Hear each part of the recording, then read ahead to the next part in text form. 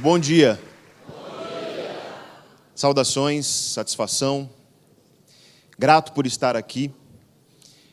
E quando me convidaram para estar aqui com vocês, eu me coloquei a questão de aquilo que eu estudo pode contribuir para o trabalho de líderes de um setor tão importante da economia brasileira.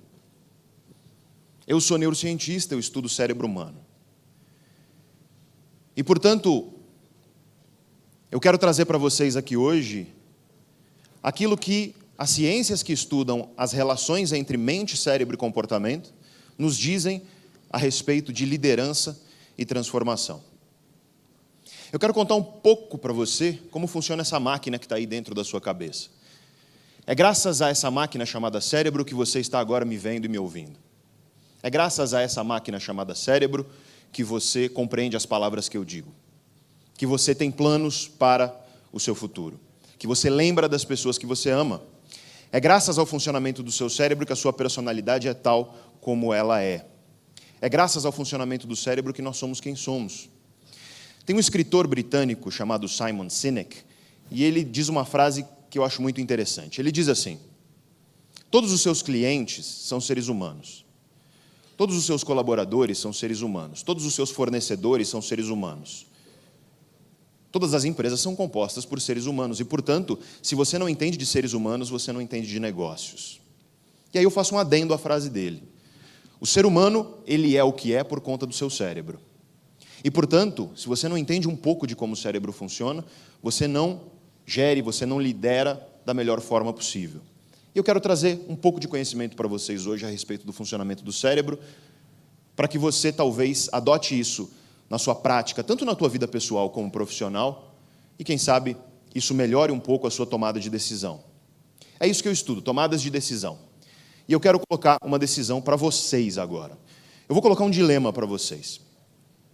E tem apenas uma regra a esse dilema, uma regra só. E a regra é: eu sou um vilão de filme de terror. Imagina que eu sou um vilão de filme de terror e que eu vou colocar você nessa situação que eu vou descrever agora. Exatamente tal e qual eu vou descrever agora. Você está em frente a um trilho de trem. E você olha esse trilho de trem, e esse trilho de trem está com pessoas amarradas nele.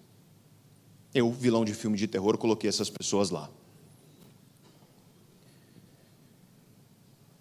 Você olha essas pessoas amarradas e o que acontece é que lá longe vem vindo um trem desgovernado. Só que esse trilho de trem é muito peculiar, porque ele é um trilho só, mas no final ele divide em dois caminhos. E nos dois lados você observa que tem pessoas que eu deixei amarradas lá. Só que de um lado tem 5 pessoas amarradas no trilho. E do outro lado tem uma pessoa amarrada no trilho. E esse trem que vem desgovernado, ele está indo em direção ao caminho que tem 5 pessoas amarradas. Se nada for feito, o trem vai seguir caminho e vai matar as 5. As 5 irão morrer. Não adianta você correr para tentar desamarrá-las porque você está longe demais. Mas do seu lado tem uma alavanca. Se você puxar essa alavanca, o trem vai desviar de caminho. Em vez de ir para o caminho que tem 5 pessoas amarradas, ele desvia e vai para o caminho que tem uma. Essa uma irá morrer, se você fizer isso. Mas com isso você salva as 5 que morreriam se nada fosse feito. Eis, portanto, o seu dilema. Você não faz nada e o trem segue caminho para matar 5 pessoas, ou você escolhe puxar a alavanca, o trem desvia de caminho. Ele mata uma pessoa com isso, mas com isso você salva as 5. Deu para entender? Sim ou não? Levante a mão para mim, por favor, quem puxa a alavanca nessa situação. E levanta bem, porque tem gente lá no fundo. Levanta bem, estica aí. Quem está na frente, olha para trás, só para você perceber que é 90% de vocês. 90% de vocês. E agora o seu cérebro começa a refletir por que a decisão foi ou não tomada. Mas calma. Calma que agora, antes da gente refletir sobre essa decisão, eu quero trazer para vocês uma variação desse dilema. Lembre-se, eu sou um vilão de filme de terror. E agora você está em cima de uma ponte. Você está em cima de uma ponte, imagina que a ponte é esse palco aqui. Você está em cima da ponte e embaixo dessa ponte passa um trilho de trem. Lá atrás vem vindo um trem desgovernado. Se nada for feito, o trem vai passar embaixo da ponte onde você está, seguir caminho, e ele vai atropelar 5 pessoas que estão amarradas lá na frente. Não adianta você correr para tentar desamarrar, porque não vai rolar.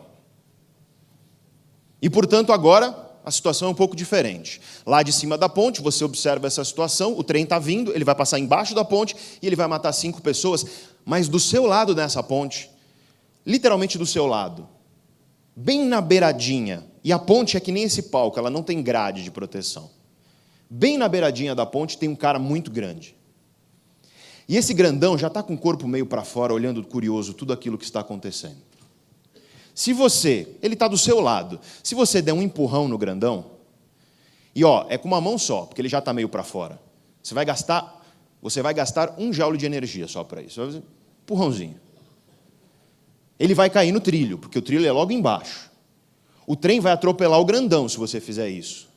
Só que se o trem atropelar o grandão, ele freia a tempo de salvar os 5 caras que estão lá. Nessa hora sempre tem alguém que quer mudar meu dilema. Eu sou vilão, então é do jeito que eu estou falando, não esqueça. Sempre tem alguém nessa hora que fala assim, Pedro, e se eu pular no trilho? Se você pular no trilho, você morre, os 5 que estão amarrados morrem, e ainda joga um raio e mata o grandão só de zoeira. Você tem 2 opções, fazer nada e os 5 morrem, ou empurrar o grandão morre, mas com isso você salva os 5. Deu para entender, sim ou não? Levanta a mão, por favor, quem empurra o grandão. Olha que interessante. Inverteu. 90% de vocês puxaram a alavanca e 90% de vocês não empurram o grandão. Por quê? E essa é uma questão importante para você entender o cérebro humano, para você entender a tomada de decisão dos seres humanos. Eu sei que você está aí na tua cabeça tentando entender por que essa decisão foi tomada de maneira tão diferente. Porque existe uma diferença entre um dilema e o outro? Claro que sim, senão eu não teria visto um padrão de comportamento de resposta como esse. E eu já falei esse dilema para literalmente centenas de milhares de pessoas. E esse dilema já foi estudado com centenas de milhares de pessoas pela ciência. É um dilema que foi proposto na metade ali do século passado, por uma antropóloga. Ele ficou famoso por conta das aulas de direito de um professor de Harvard chamado professor Sanders. Mas não foi o Sanders que criou o dilema, ele é até mais antigo. Mais recentemente, a psicologia tem estudado esse dilema e, mais recentemente ainda, as neurociências, as ciências que estudam o funcionamento do cérebro. O que aconteceu no teu cérebro quando você decidiu puxar a alavanca, mas não decidiu empurrar o grandão? Qual é a diferença entre um dilema e o outro? Vamos primeiro entender, do ponto de vista lógico, do ponto de vista racional. Qual é a diferença entre um dilema e o outro do ponto de vista racional? Imagina que eu tenho um robô e que eu programo esse robô com uma ordem. E a ordem que eu dou para ele, uma linha de programação, que diz assim: salve o máximo de vidas humanas possível. O que o robô faria nas 2 situações? Ora, ele puxaria a alavanca e ele empurraria o cara, porque para o robô é uma conta. Porque, do ponto de vista lógico, do ponto de vista racional, as 2 decisões, os 2 dilemas envolvem a mesma ideia, que é você escolher causar a morte de uma pessoa para ter como consequência salvar a vida de 5. Certo? No entanto, o comportamento humano, ele não olha para seres humanos como se fossem números. E é isso que eu quero trazer para vocês. Quando nós pensamos em seres humanos, nós não olhamos apenas para números. E eu digo para você o que aconteceu no seu cérebro, porque nós temos estudos de mapeamento cerebral, onde os pesquisadores colocaram seres humanos, pessoas como nós, para responder esse dilema enquanto seus cérebros estavam sendo mapeados. E quando você responde o dilema de empurrar o grandão, ocorre uma maior ativação no seu cérebro, com significância estatística, de certas estruturas. Destas estruturas aqui. Essas estruturas cerebrais, e é claro, isso aqui não é aula de neuroanatomia, mas o que essas estruturas cerebrais fazem? Uma série de coisas, elas são estruturas cerebrais extremamente complexas. Mas uma coisa fundamental que essas estruturas cerebrais fazem é carregar as nossas decisões com emoção. Vou repetir então para que fique claro. Essas estruturas cerebrais estão envolvidas em carregar as nossas decisões com emoções. E o que eu disse para você é que quando você respondeu o dilema de empurrar o grandão, essas estruturas cerebrais estavam mais ativas no seu cérebro do que quando você respondeu o puxão da alavanca. Ou seja, emoção. Há mais emoção envolvida na decisão de empurrar o grandão do que de puxar uma alavanca. Por conta de emoção, a gente viu aqui um padrão de decisão completamente diferente entre os dois dilemas. E eu sei que tem os céticos de vocês que estão falando assim ou pensando, não foi por isso que eu decidi. Não foi por emoção. E o curioso do cérebro é que muito do que o cérebro faz, a gente não percebe que ele está fazendo. É inconsciente. E as emoções são largamente inconscientes. Mas eu provo para você, eu não preciso nem te mostrar estudo científico, eu provo para você em 5 segundos que foi a emoção que te fez tomar essa decisão. Volta para cima da ponte. O grandão está lá do seu lado. Só que agora, em vez de desconhecidos amarrados lá, eu peguei tua família, teu filho, teus irmãos, as pessoas amadas da tua vida e eu amarrei no trilho. Ou você não faz nada e as pessoas amadas da sua vida morrem, ou você empurra o grandão, ele morre, mas com isso você salva as pessoas amadas da sua vida. Levanta a mão, por favor, quem empurra o grandão. 100%. Você dá uma voadora nele, né? O que eu fiz aqui? O que eu fiz aqui foi mudar a variável emocional envolvida no dilema. Eu coloquei emoção, que é a tua família, e você mudou sua decisão de novo. Então isso te demonstra como as emoções, elas mudam a nossa tomada de decisão. Isso é algo sabido desde pelo menos os anos 80 nas neurociências. Desde os anos 80 nós sabemos que emoções são fundamentais para a tomada de decisão.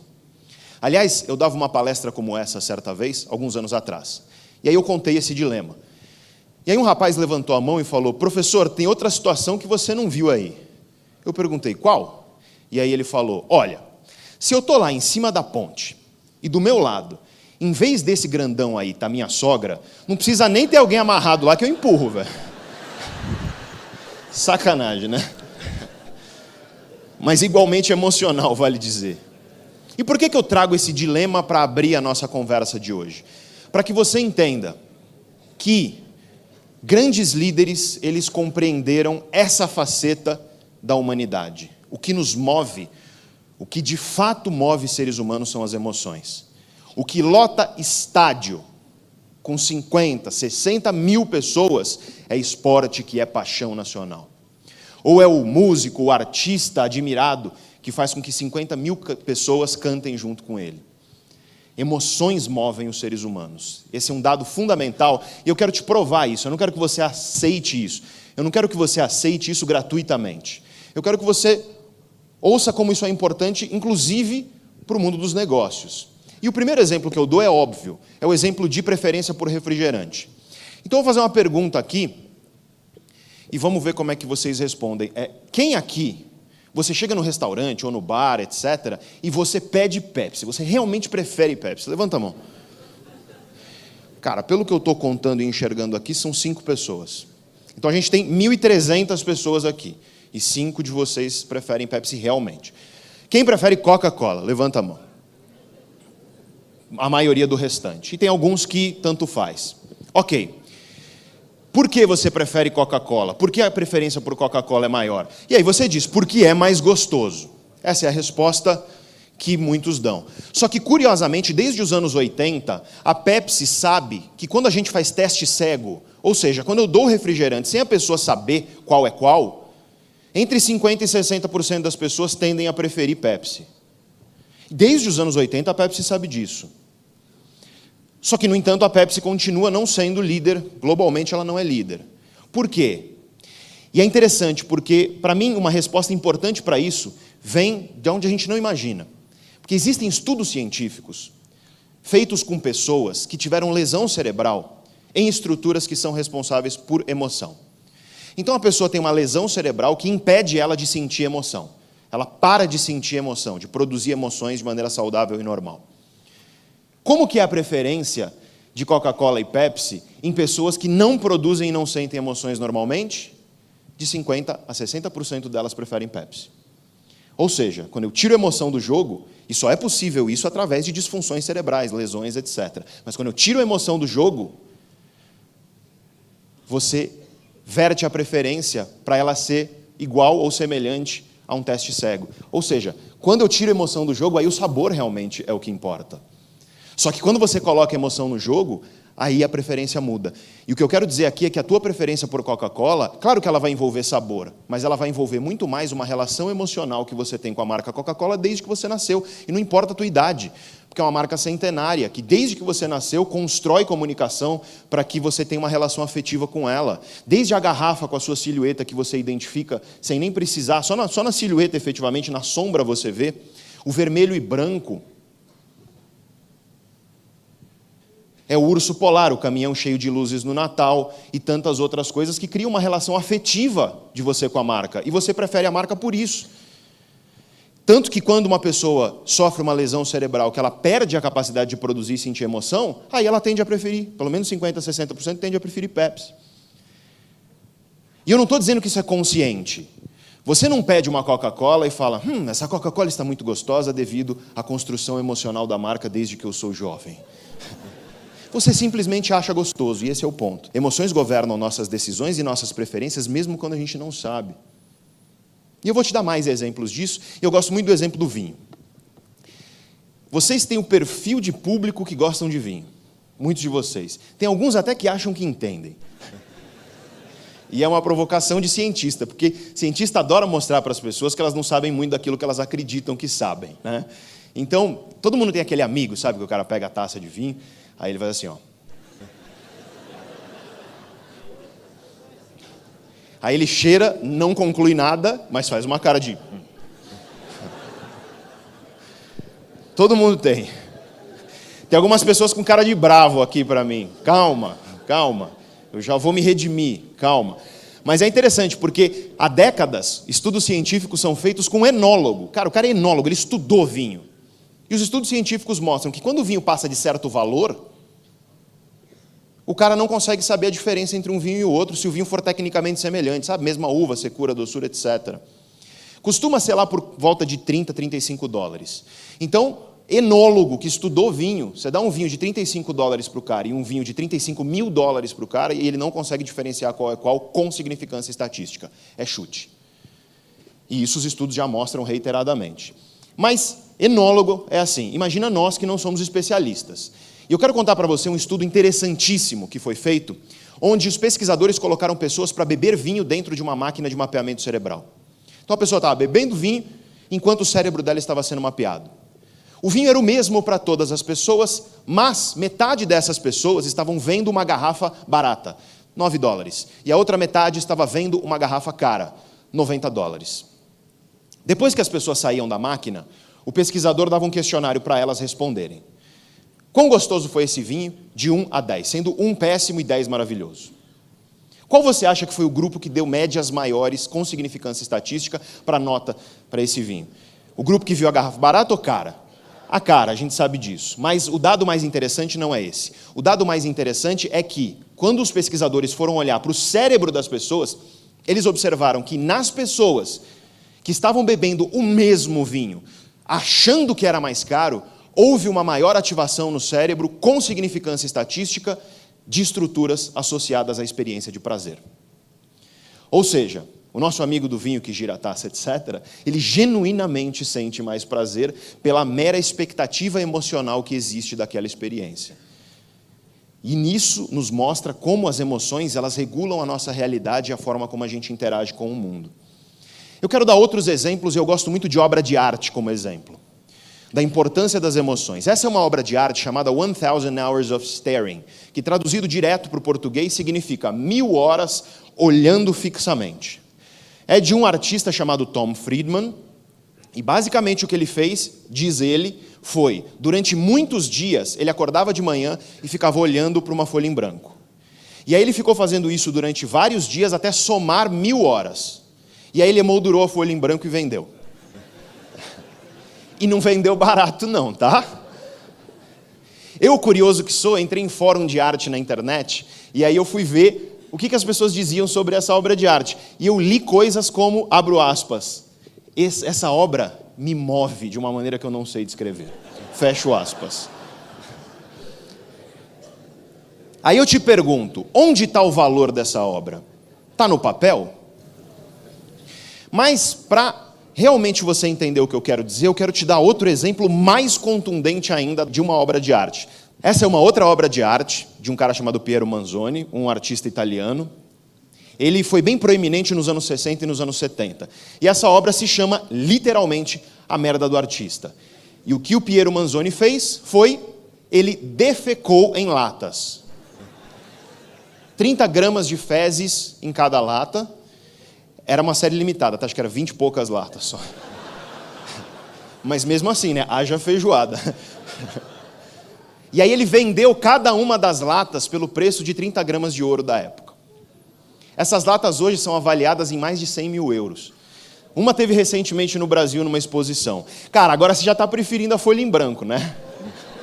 Agora já está parecendo melhor. Porque isso aqui não é nem que isso aqui pode ter valor. Cara, é cocô. É o tipo de coisa que você paga para estar longe de você. E, no entanto, há pessoas que nele enxergam valor. E aí eu te pergunto, onde está o valor? Está no cocô? Onde está o valor disso? E para mim, a minha favorita obra de arte é uma obra de música. É uma peça de piano, se é que assim pode se chamar, de um cara chamado John Cage. Ela chama 4 minutos e 33 segundos e basicamente o que o John Cage faz é o seguinte. Ele, quando você está assistindo a um concerto dele, na hora dessa música ele fecha a tampa do piano e ele fica 4 minutos e 33 segundos em silêncio. Depois ele abre e continua. E aí você pode até achar interessante, né? Um momento de contemplação, um momento de reflexão.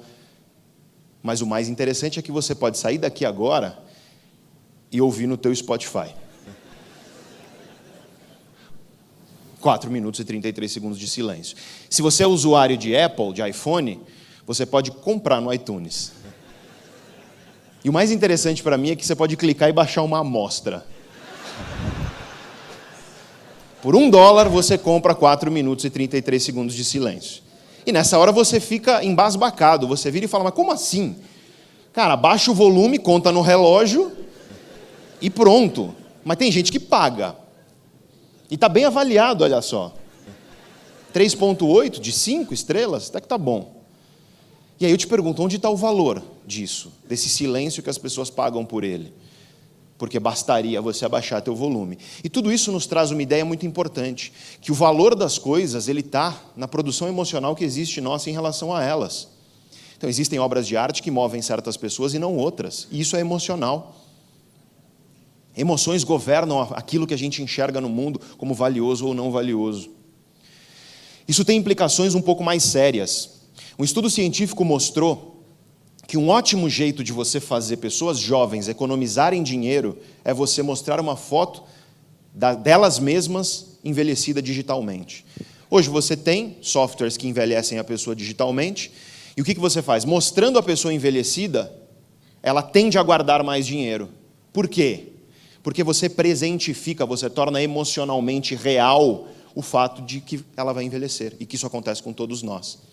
É muito comum o jovem que é tabagista, por exemplo, que fuma. Eu tenho alunos de 18 anos que fumam. E aí eu digo, mas você não sabe que isso te faz mal? Você sabe muito bem disso. E aí ele diz assim, professor, um dia eu vou morrer mesmo. E aí eu te pergunto, o que um jovem de 18 anos tem plenamente? A saúde. Ele não consegue visualizar emocionalmente o que é ficar sem. E, portanto, ele acha que vai viver para sempre. E, portanto, ele comete certos comportamentos que são muito prejudiciais para si mesmo. Veja que uma coisa tão boba quanto mostrar a pessoa envelhecida faz com que ela seja um pouco mais cautelosa, porque torna presente, torna real, torna emocionalmente real. As emoções, elas que presentificam a nossa realidade. Para pensar naquilo na tua vida, que você viveu intensamente um momento. Tendeu a ter emoção no meio, seja no positivo ou seja no negativo.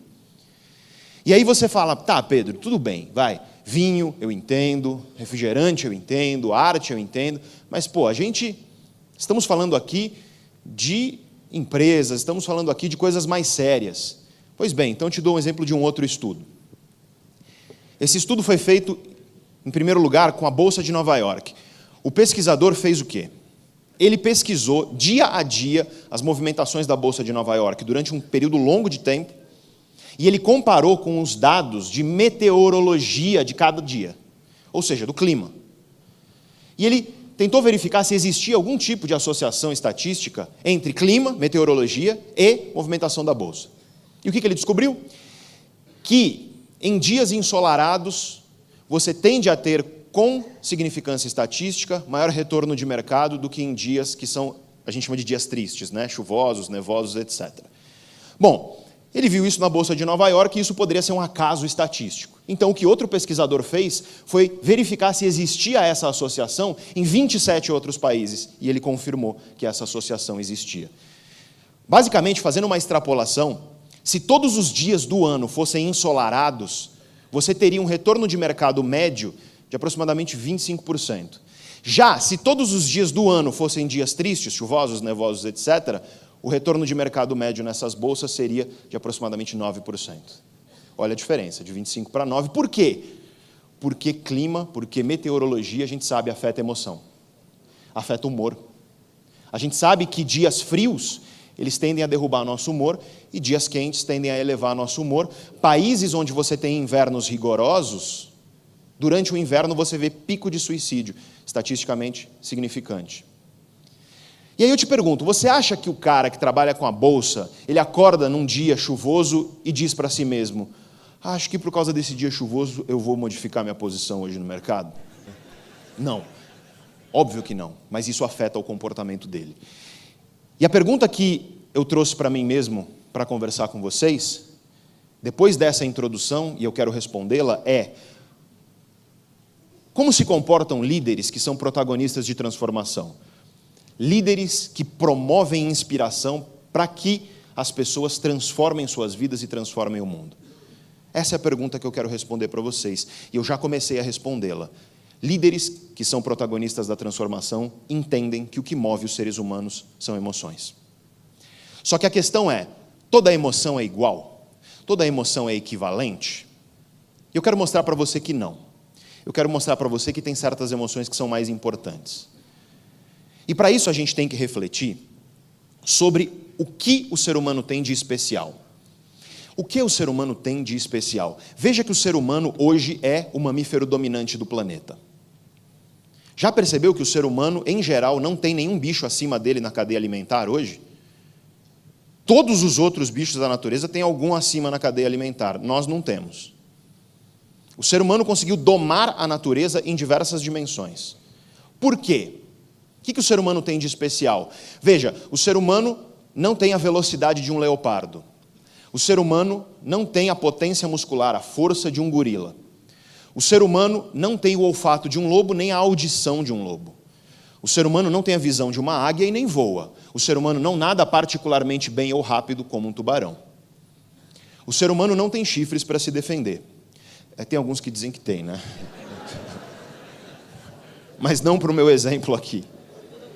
O que raios a gente tem que torna a nossa espécie tão especial para ser dominante hoje no planeta? E está na ponta da língua de vocês, a inteligência. O ser humano é, de fato, um animal muito mais inteligente do que os demais. Só que quando a gente pensa em inteligência, a gente pensa na inteligência de caras como esse. Grandes gênios como Einstein, como Stephen Hawking, que através de ideias incríveis, eles conseguiram entender melhor a realidade. A gente pensa em inteligência individual quando a gente imagina a inteligência. Só que não foi a inteligência individual que trouxe o ser humano até aqui. Porque o ser humano, ele surgiu na savana africana. Para você ter uma ideia, 70 mil anos atrás, a população total de seres humanos no mundo era de 6 mil indivíduos. Por quê? De acordo com a maioria das pesquisas científicas, é porque o ser humano era insignificante. Nós éramos uma espécie frágil, que vivia lá no leste da África, e não tinha nada de especial. Se você olhasse um ser humano de 70 mil anos atrás e comparasse com um ser humano de hoje, você não veria grande diferença. Mas hoje a humanidade é muito diferente da humanidade de antes. Porque o ser humano conseguiu fazer uma coisa que nenhum outro bicho consegue. Só que não foi através da inteligência individual de grandes gênios. Porque nesse ambiente aqui, da onde nós viemos, tudo queria nos matar. Nós tínhamos predadores óbvios, como leões, hienas, chacais. Nós tínhamos predadores que não eram necessariamente aqueles que nos devoravam, mas nos matavam, como elefantes e hipopótamos, que até hoje, na savana africana, estão entre os bichos que mais matam seres humanos. Você vai para a savana africana e nos arbustos você encontra cobras como a mamba negra, que é uma das mais venenosas do mundo. Tudo na savana africana queria nos matar o tempo inteiro. Imagina que eu vou na máquina do tempo, eu pego Einstein, e eu levo ele, gênio que foi, com absoluta certeza, eu levo ele sozinho para a savana africana, 70 mil anos atrás, e eu largo ele sozinho lá no meio. Quantos dias você acha que o Einstein dura? Ele pode levar o livro que ele quiser. Poucos ou talvez nenhum. Porque a inteligência que trouxe o ser humano aqui foi inteligência, sim, só que não foi qualquer inteligência. Foi uma inteligência específica que nós chamamos na ciência de inteligência social ou inteligência colaborativa. E qual é a ideia? Um ser humano, lá na savana africana, não resolvia problema nenhum. Um ser humano no ringue com qualquer outro bicho, ele tende a perder. Agora, e ele pode ter o QI, claro, de 160. Agora, 10 seres humanos com QI 100, compartilhando sua inteligência para resolver maiores problemas, esses caras matam o mamute, alimentam a tribo, seguem fortes. Esses são os nossos avós. Porque todo mundo que está aqui hoje, no mundo, todos os 7 bilhões de seres humanos, todos nós somos netos desses 6 mil caras que viveram lá atrás. Esses caras tiveram que ser líderes, eles tiveram que inspirar transformação. A transformação mais radical que já existiu para nós, que foi sair de um ambiente onde tudo queria nos matar, onde a média de vida é estimada entre 25 e 30 anos, para hoje. Para a gente poder fazer isso que a gente está fazendo aqui, refletir, discutir, resolver problemas, reduzir a miséria em 50% nos últimos 20 anos, que foi uma coisa que nós fizemos. A miséria foi reduzida em 50% nos últimos 20 anos. Para isso foi necessário líderes protagonistas de transformação. E eu quero contar para vocês como que esses líderes tomam decisão. Eu quero contar para vocês como esses líderes se comportam. E lembre-se do que eu falei, a inteligência que nos trouxe até aqui foi a inteligência colaborativa. Tudo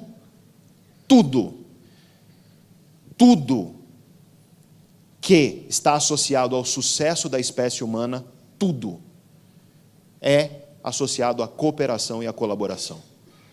Não há empreendimento humano de sucesso que não envolveu cooperação e colaboração.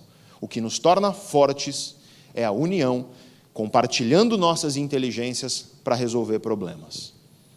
E eu quero mostrar isso para vocês falando um pouco sobre liderança. E eu quero contar para vocês 2 modelos de liderança que hoje nós sabemos, de acordo com a ciência psicológica, que são presentes nas empresas.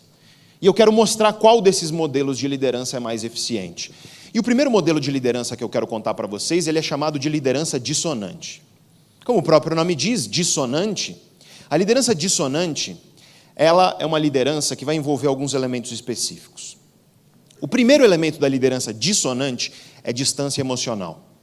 O líder dissonante, ele é distante da sua equipe, ele é frio. Segundo elemento da liderança dissonante é medo como estratégia de gestão. O líder dissonante, ele lidera através do medo. Medo de ser demitido, medo de não conseguir o bônus, medo de não conseguir a promoção, medo de ser passado para trás num projeto, medo. Além disso, o líder dissonante, ele usa como motivadores aquilo que na ciência nós chamamos de motivadores extrínsecos, como, por exemplo, dinheiro, dentre outros. São motivadores que são externos. E o medo que é promovido pela liderança dissonante, o medo é muito interessante, porque o medo ele carrega uma outra emoção. Essas 2 emoções que eu vou falar aqui, elas sempre andam juntas, que é medo e desconfiança. Desconfiança e medo andam sempre juntas. Se você tem medo de avião, é porque você desconfia que pode cair. Se você tem medo de escuro, é porque você desconfia que tem alguma coisa lá. Se você desconfia do teu esposo ou da tua esposa, é porque você tem medo que ele ou ela esteja fazendo alguma coisa que você não sabe. Desconfiança e medo andam juntos. Esse é um modelo, então, que nós chamamos de liderança dissonante. E eu quero explicar para vocês um outro modelo de liderança que nós chamamos de liderança ressonante. E a liderança ressonante, ela tem alguns elementos essenciais. E o primeiro é empatia. Só que as pessoas têm uma noção errada do que é empatia. As pessoas acham, e vocês, muitos de vocês devem achar isso, que empatia é você se colocar no lugar do outro. E isso está errado. E eu provo que isso está errado para você com um exemplo prático. Eu peço, por favor, para você segurar a mão da pessoa que está do seu lado. Segura a mão da pessoa que está do seu lado, não tenha vergonha, por favor. E eu quero que você observe o que você está sentindo. O que você está sentindo? Mão gelada? Mão quente? Carinho? Vergonha? Tesão? Aí não, né? Aí não. Mas ouça aqui, vem aqui comigo. Eu tenho apenas uma pergunta a você, fica aí de mão dada e eu quero que você me diga e me responda com sim ou não. Você está sentindo a mão da pessoa do lado, sim ou não? Sim. Não, não está. Sabe o que você está sentindo? Você está sentindo a sua mão sendo apertada pela pessoa. Imagina que eu tenho aqui no meu bolso um anestésico poderoso e eu injeto no seu braço. Seu braço vai adormecer. Você continua sentindo a mão da pessoa se o teu braço adormecer? Não, porque você está sentindo a sua. Para você sentir outra pessoa, seria necessário que os teus nervos, que as terminações nervosas do teu cérebro estivessem ligadas nela. Se os teus nervos estivessem ligados na mão da pessoa, você sentiria a mão dela. Você nunca vai sentir o que outra pessoa sente, porque seria necessário que teus nervos estivessem ligados ao corpo dela. Se estiver gostoso, pode ficar, senão pode desdar a mão, tá? E olha, isso traz algumas implicações radicais para a vida. A primeira implicação é mais cotidiana. Tem muita gente casada aqui, tem muita gente que namora, e às vezes a pessoa amada da nossa vida, ela chega para nós e fala assim, sabe, esposo, esposa, namorado, namorada, chega para nós e fala assim, você não sabe como eu estou me sentindo? E agora você já sabe a resposta. Não sei mesmo, porque para que soubesse seria necessário que os nervos do meu cérebro estivessem ligados no seu corpo, e como eles não estão, nós não temos que discutir.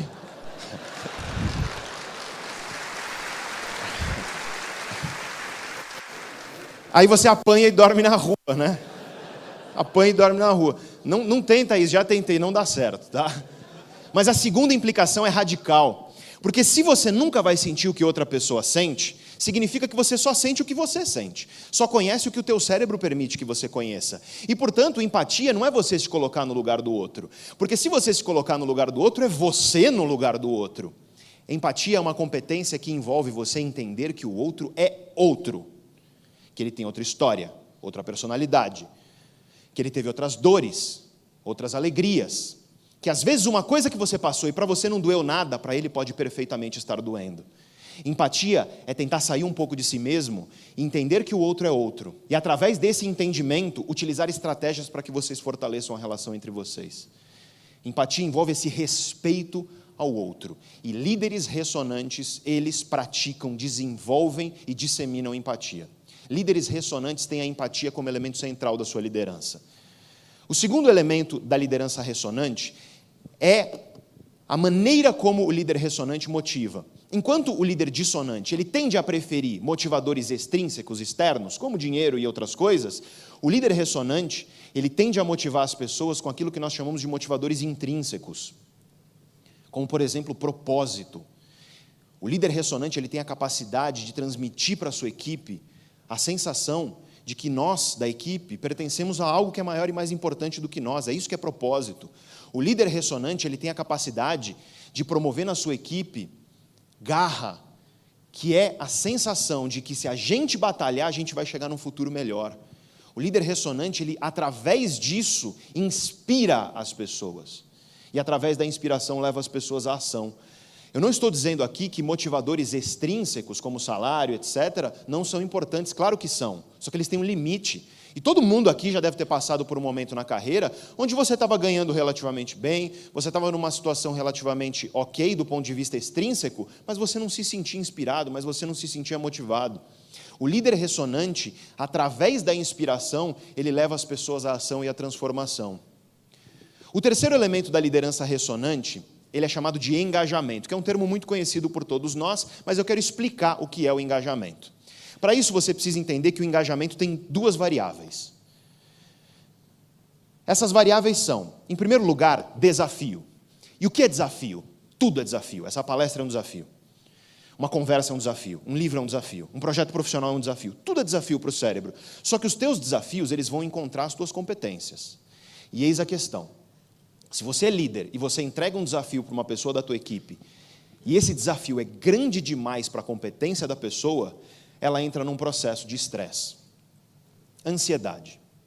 Já se você é líder e você entrega para uma pessoa da tua equipe um desafio que é pequeno demais para a competência da pessoa, aí você promove tédio, desmotivação. O que é engajamento? Engajamento é um estado psicológico que ocorre quando nós encontramos desafios que estão alinhados às nossas competências. Mas é claro que as tuas competências hoje, elas são diferentes das de ontem e diferentes das que serão amanhã. Você desenvolve algumas, atrofia outras. E por isso a empatia é importante, porque o líder ressonante, ele é próximo à equipe dele e ele sabe o que cada um desenvolveu, o que precisa desenvolver, e com isso ele consegue distribuir desafios de acordo com as competências da equipe. Quando nós trabalhamos engajados, ocorre uma harmonia no nosso cérebro em um circuito que nós chamamos de vias mesolímbicas dopaminérgicas, que é um nome complicado, mas o que essas vias mesolímbicas dopaminérgicas elas fazem? Elas são um circuito importantíssimo para motivação e prazer. Então, quando você trabalha engajado, você trabalha mais motivado, é prazeroso trabalhar engajado. Além disso, quando você está engajado, o teu cérebro ele tem maior foco e, portanto, ele tem maior produtividade de maneira geral. Engajamento é um estado ótimo de funcionamento do nosso cérebro. Não precisa ser só no trabalho, tá? Você já deve ter ficado engajado, por exemplo, num filme, num livro.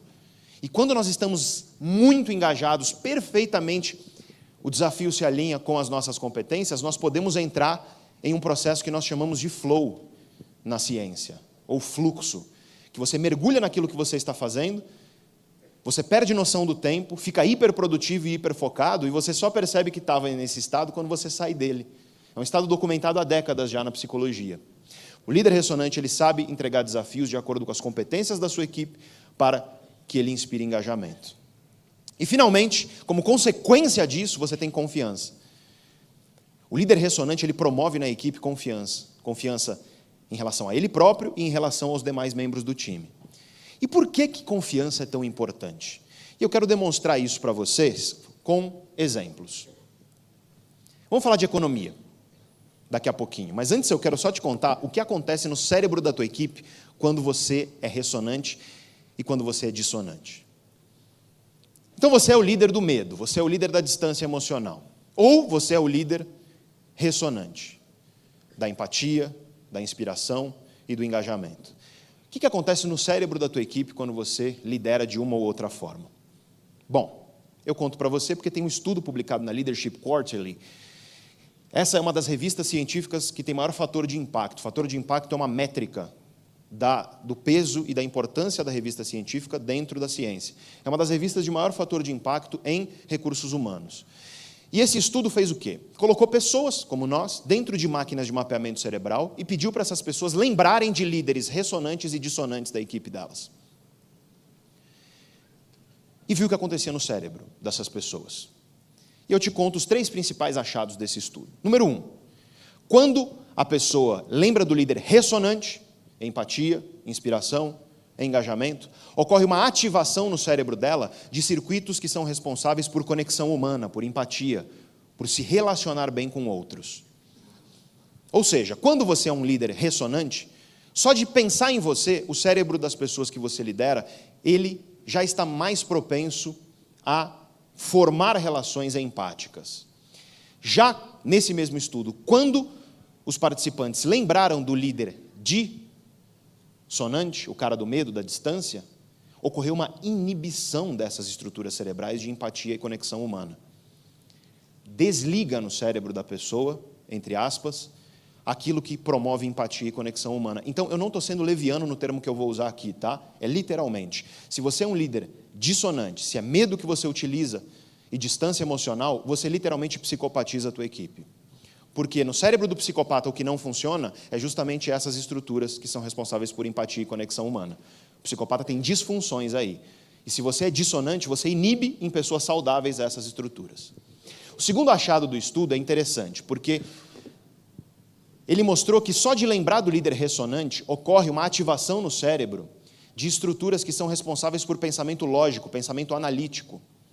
Ou seja, não é que o cara só de lembrar do ressonante vai se conectar melhor com outros seres humanos. Ele faz conta matemática melhor.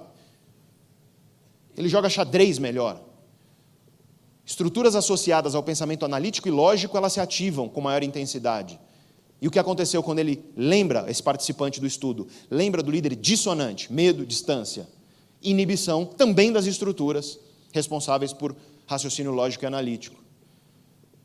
Veja então que se você é um líder dissonante, você tira o pior do cérebro da pessoa, tanto emocionalmente quanto racionalmente. Funciona pior o cérebro da tua equipe. Se você é um líder dissonante, e claro, se você é um líder ressonante, tende a funcionar melhor, inclusive em relação ao humor, inclusive em relação à motivação, porque quando os participantes lembraram dos líderes ressonantes, ocorreu uma ativação de circuitarias responsáveis por emoções positivas, como a alegria, por exemplo. E, quando os participantes lembraram do líder dissonante, ocorreu uma ativação associada à emoção negativa, como medo, como eu já disse. Então, isso é o cérebro. Agora, vamos olhar a importância da confiança, porque lembre-se, o modelo de liderança que promove confiança é o modelo ressonante. Vamos olhar o efeito disso na economia. Nós sabemos há bastante tempo que países ricos tendem a ser países onde os cidadãos confiam uns nos outros. Eu vou mostrar um gráfico para vocês aqui, onde cada linha é um país. E você vai ver nesse gráfico o percentual de pessoas que respondeu sim à seguinte pergunta: você acredita que a maioria das pessoas na sociedade é confiável? E você vai ver aqui por país. Eu vou ler para vocês, sei que lá no fundo talvez esteja difícil de ler. Lá em cima, em laranja, Suécia. Logo abaixo, em marrom, Finlândia. Logo abaixo, em amarelo, Austrália, e encostando na Austrália, em verde, o Japão. Eu poderia ter colocado ali todos os países escandinavos, eu poderia ter colocado Estados Unidos, Canadá, e acho que você notou que países ricos tendem a ser países onde você tem maior confiança entre os cidadãos.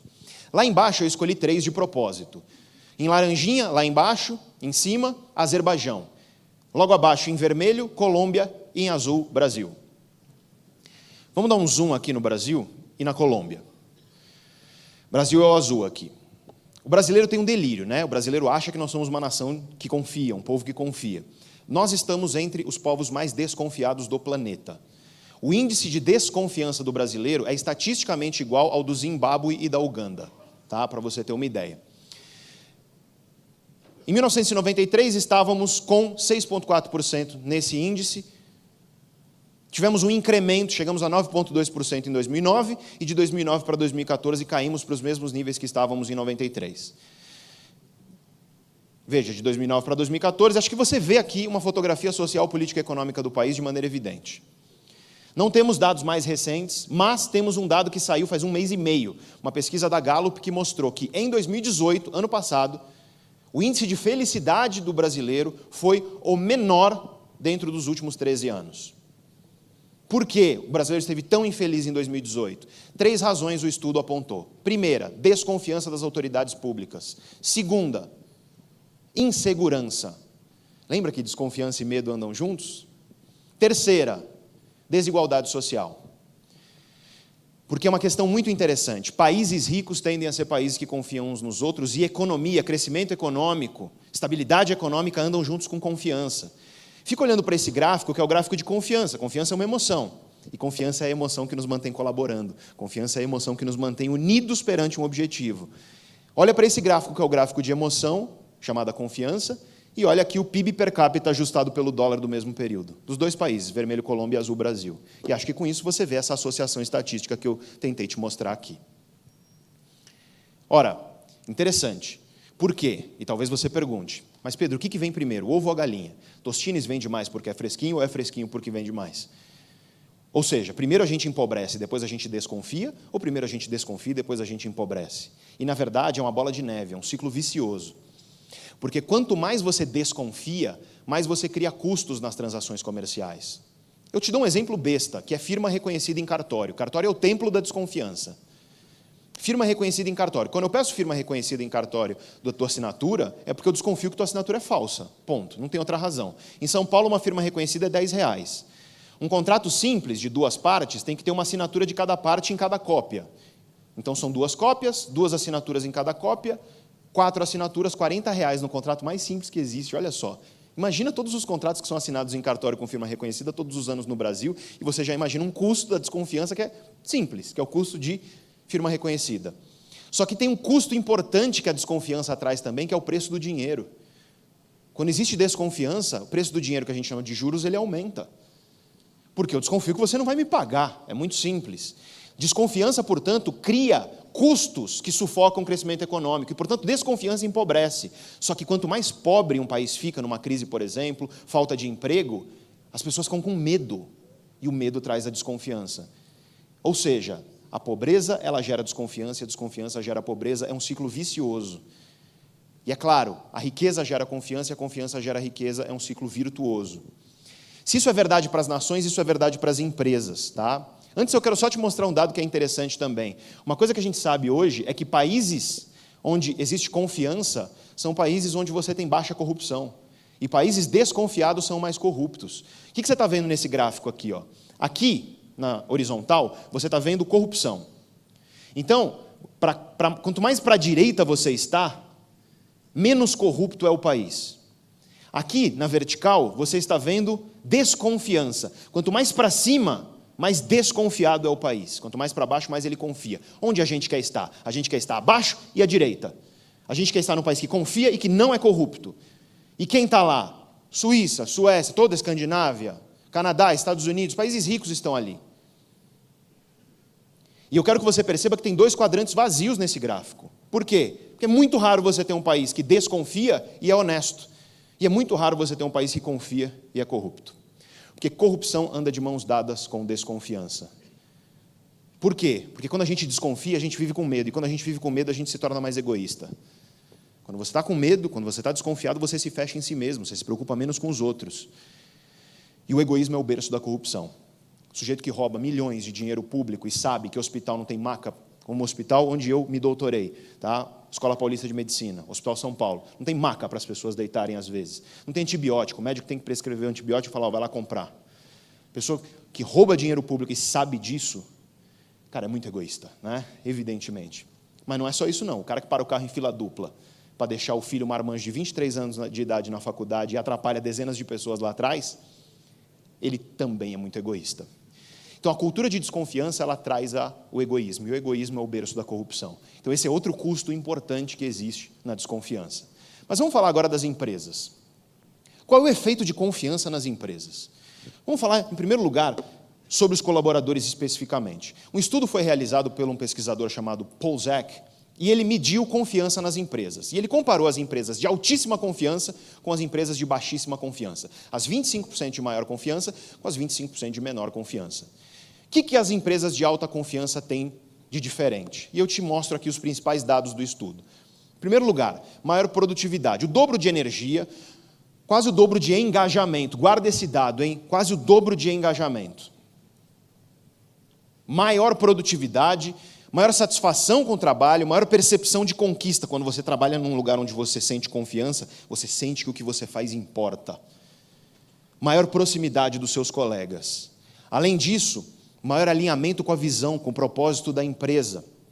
Maior intenção de ficar. Todo mundo aqui sabe quão difícil é você reter talentos, quão difícil é você reter bons colaboradores. Quando você promove confiança, através da ressonância, você faz com que as pessoas tenham maior intenção de ficar lá. Mesmo às vezes quando recebem uma oferta com motivadores extrínsecos, como dinheiro, que são maiores.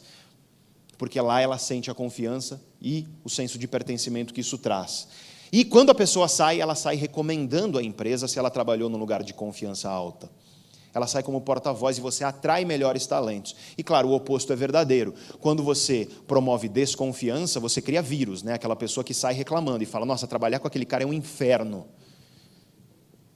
Isso significa que as pessoas são mais saudáveis em ambientes de alta confiança, elas faltam menos. Menos absenteísmo, menos estresse, menos burnout. Além disso, tem menos presenteísmo, porque absenteísmo é o cara que falta, presenteísmo é o cara que está lá, mas ele está em 50% do que ele poderia em termos de produtividade, aí você precisa de 2 para fazer o que um faria. E tudo isso resulta em produtividade, como eu mostrei, e produtividade significa que em empresas onde a cultura é uma cultura de confiança, você tem maiores salários. Um estudo realizado recentemente, e foi realizado com mais de 500 empresas, mais de 200 mil colaboradores, ele concluiu que 71% das empresas elas têm uma cultura que é pobre ou medíocre. E, portanto, não é uma cultura de alta confiança, não é uma cultura de ressonância. Você pode olhar para isso com pessimismo, eu prefiro olhar com otimismo. Significa que a gente tem um belo de um terreno para melhorar. E isso é ótimo, a gente pode melhorar. Um estudo realizado pelo Google, com 180 times dentro do próprio Google, tentou verificar o que estatisticamente prevê performance no time. E a variável mãe nesse estudo, que melhor prevê estatisticamente performance, nesse estudo do Google, é confiança entre os membros do time. Um outro estudo, também recente, mostrou que confiança entre os colaboradores e os seus líderes é o segundo principal fator de satisfação com o trabalho. E aí você pergunta, mas qual que é o primeiro? É dinheiro? Não. É sentir-se respeitado como um todo na organização. Não é à toa, portanto, que 50% dos presidentes de empresa já acreditam que a falta de confiança pode ser uma ameaça para o crescimento. E, claro, tudo isso tem uma implicação que é a implicação final, todo negócio que é resultado. E, portanto, hoje nós sabemos que empresas que têm maior engajamento, elas são empresas que têm, em média, 22% maior lucratividade. E lembra que ambientes de confiança têm quase o dobro de engajamento. E lembre-se que liderança ressonante utiliza como estratégia de liderança justamente engajamento. Muitos de vocês nessa hora podem falar, Pedro, você quer dizer que eu vou ser um ursinho carinhoso? Esse negócio de ser ressonante aí? Pô, você é um bundão? De maneira alguma. Eu te dou um exemplo de um líder para mim, que é um líder ressonante, muito interessante de se estudar. Um cara que com 16 anos de idade era chamado de o Grande. E você sabe que estou falando de Alexandre. Alexandre o Grande nunca perdeu uma batalha na vida militar dele. Nunca perdeu uma batalha. Ele era absolutamente implacável. Ele chegou a enfrentar exércitos que, em número de homens, beirava o dobro do exército dele. Ele era um príncipe que com 20 anos virou rei, porque o pai morreu. Podia ser um belo de um mimado. Podia mandar a galera morrer lá para frente. Só que era assim que Alexandre lutava? Não. Alexandre lutava na primeira linha, na linha de frente. Ele encabeçava o exército. Tanto que ele se feria, se machucava muito nas batalhas. Alexandre tinha uma relação pessoal com seus soldados. Imagina isso, o cara era rei. Ele podia simplesmente mandar o povo morrer e boa. Só que ele tinha uma relação pessoal com os soldados dele, conhecia os caras de perto.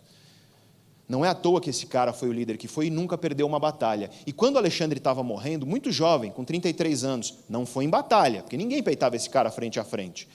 Alguns historiadores acreditam que ele foi envenenado, outros historiadores acreditam que ele sofreu de alguma doença que o levou à morte. Mas quando ele estava morrendo, os soldados fizeram questão de se despedir um a um dele. E isso te mostra o nível de ressonância que esse cara tinha. E você não vai me dizer que ele era um ursinho carinhoso ou um bundão.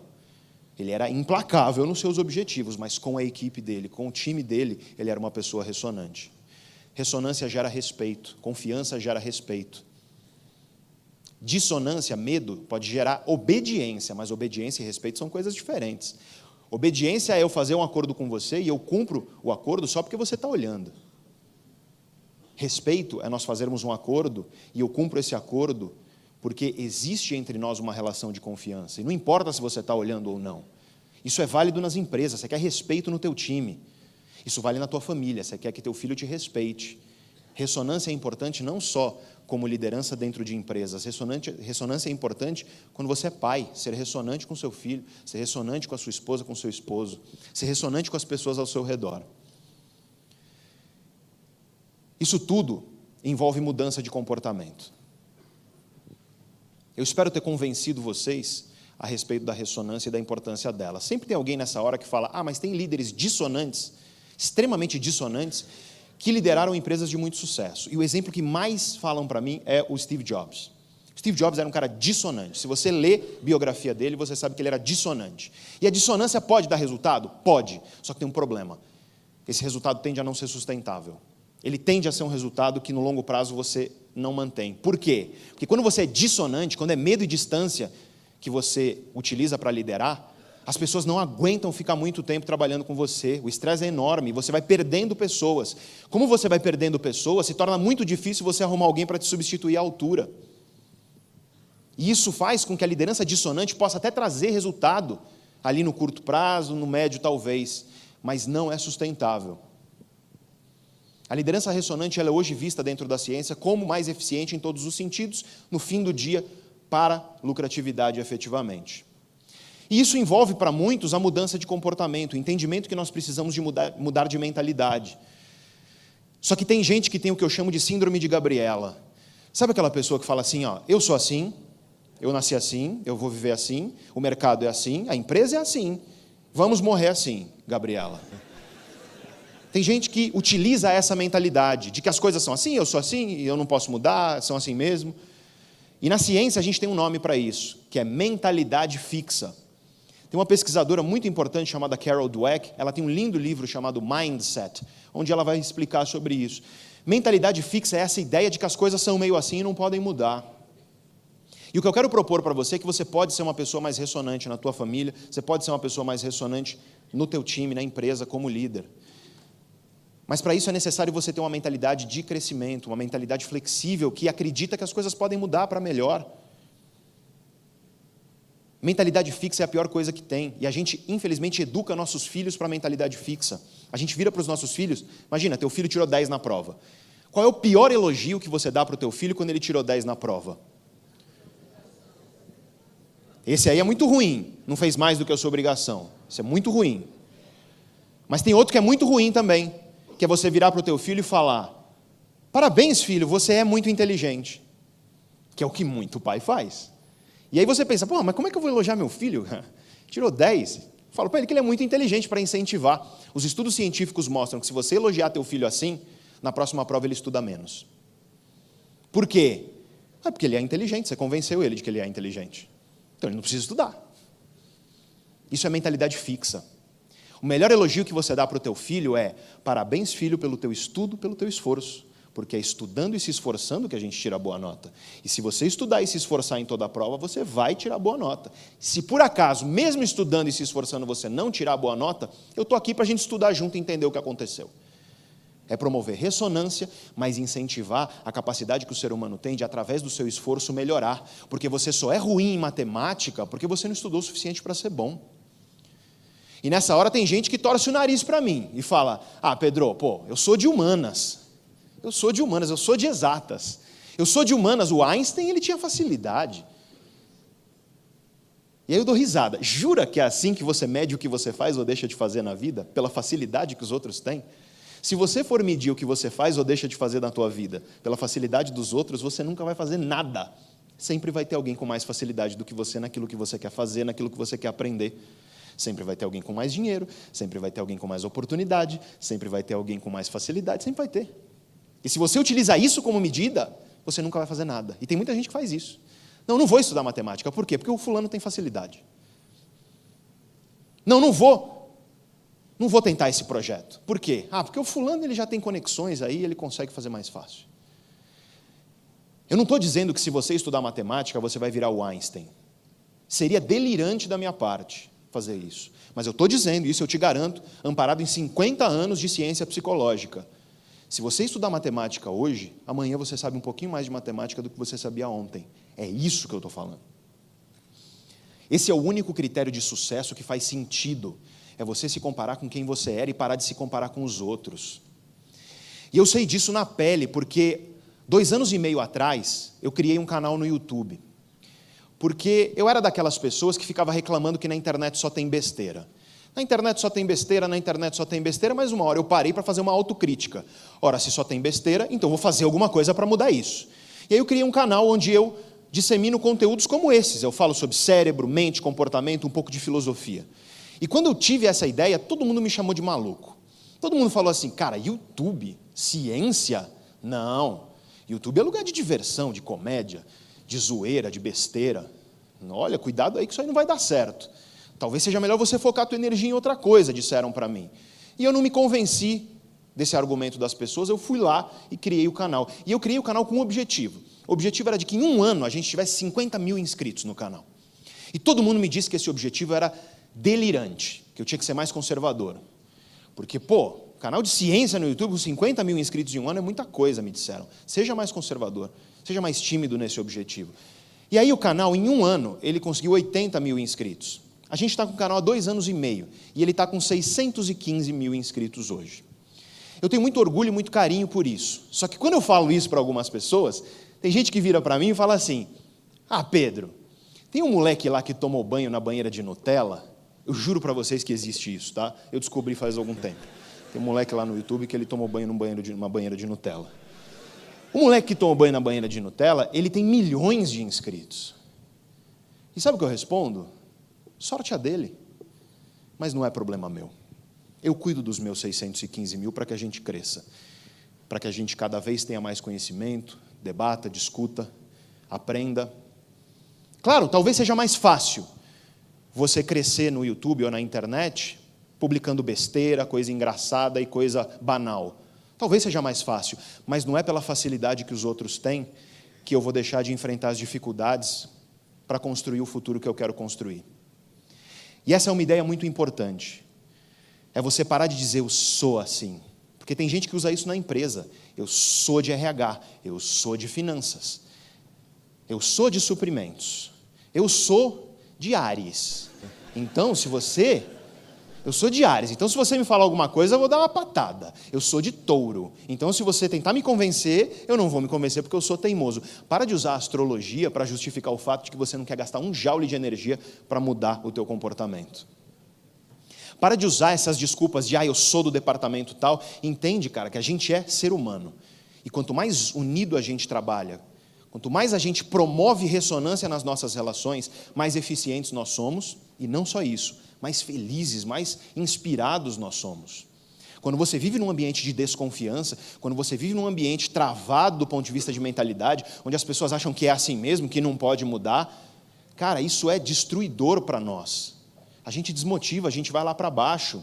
Os nossos ancestrais que saíram 70 mil anos atrás da savana africana, eles saíram com a consciência e a convicção de que é possível melhorar. E a gente saiu de um ambiente absolutamente desgraçado, para você usar um termo bem forte e real, onde tudo queria nos matar para construir um mundo hoje tão melhor do que já foi, mas isso foi graças a uma mentalidade que acredita que é possível mudar, que é possível você fazer diferente amanhã do que você faz ontem, mas que não fica se comparando com outras pessoas, que tem um compromisso, uma visão e segue essa visão. E talvez muitos de vocês olhem para mim nessa hora e falem, para você é fácil falar isso, você está aí de terno, no palco, no ar-condicionado, mas o meu dia a dia é ralar, cara, é rotina. É muito mais difícil.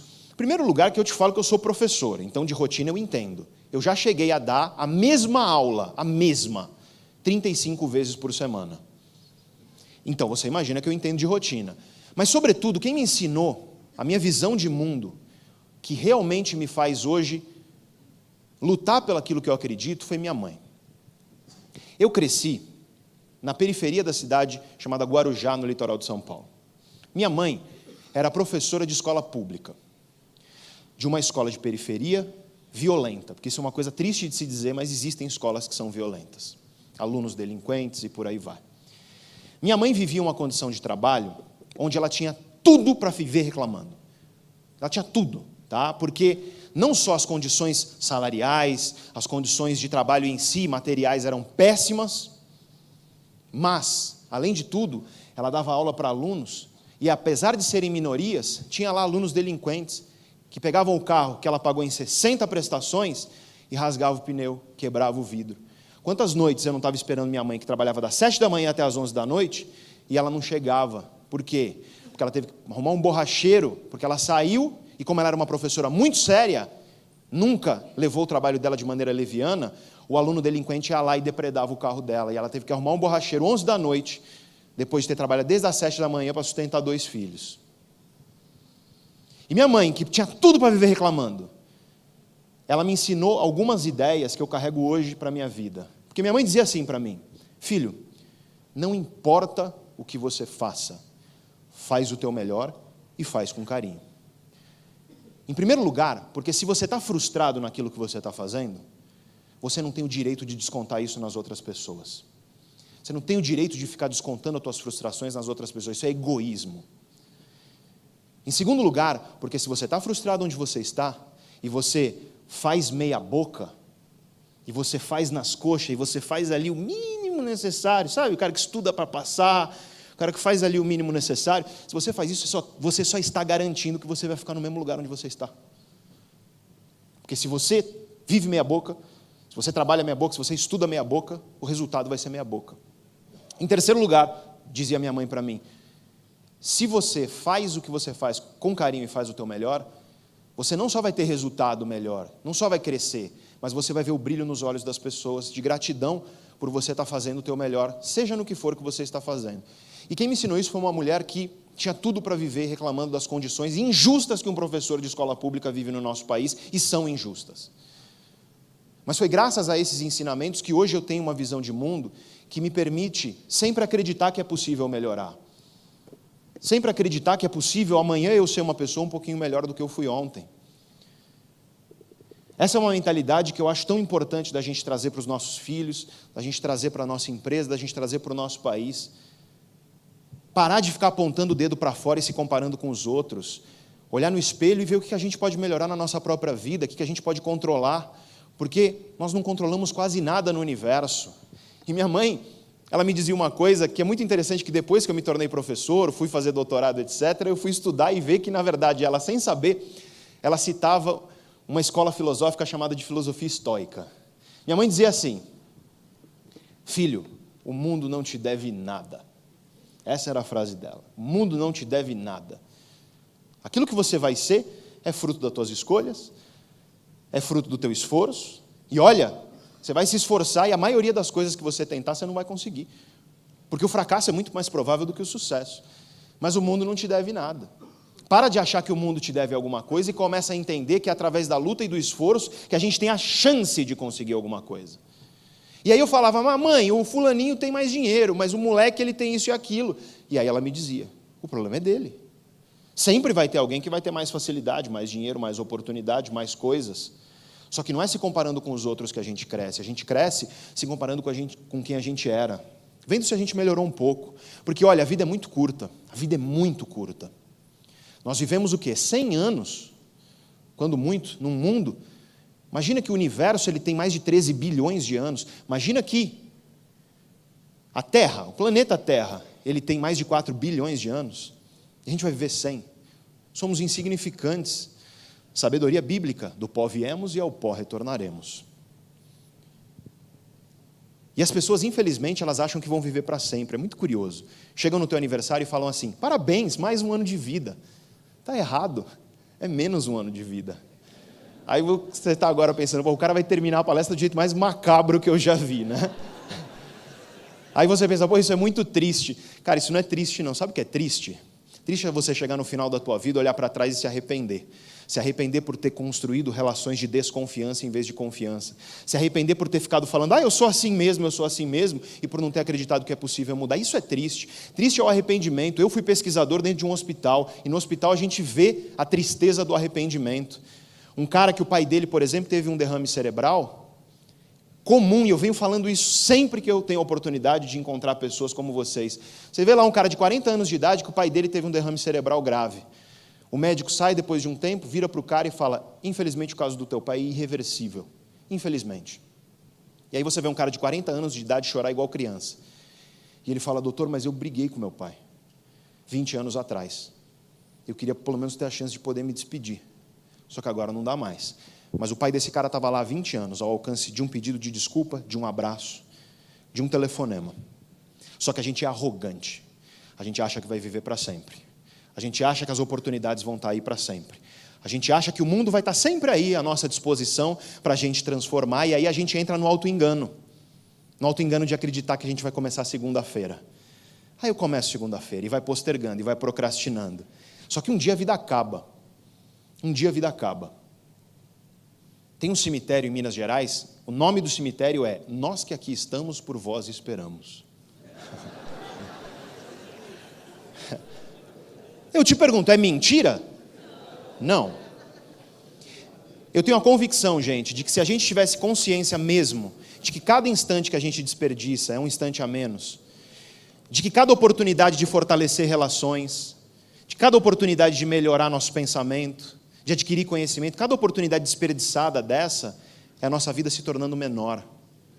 Se a gente tivesse plena consciência disso, a gente seria tão melhor como humanidade, porque conscientes da nossa mortalidade, cara, a gente não ia ficar se apegando a trivialidades. Claro que podemos acreditar numa vida depois dessa, sem problema, mas você tem que concordar comigo que essa aqui é única.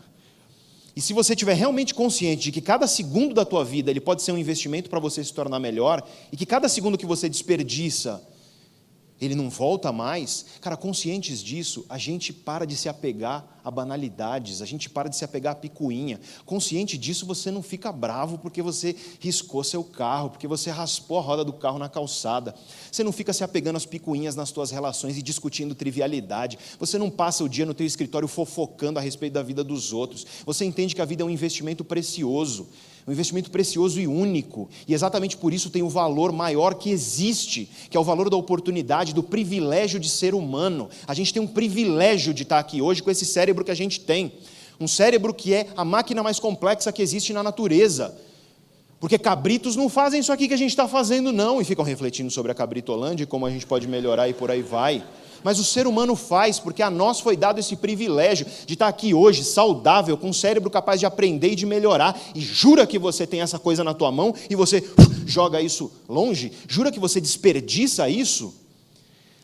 Então que tudo isso que nós discutimos aqui, tenha sido conhecimento que permite a todos vocês não ouvir a palestra e sair se comportando igual, que esse conhecimento pelo menos mude 0,5% a tua forma de enxergar o mundo, a tua forma de se comportar nesse mundo, e se por acaso eu conseguir isso, com que 0,5% de você mude, eu já sinto que o meu trabalho como professor, ele está cumprido. Muito obrigado pelo tempo de vocês. Valeu. Obrigado.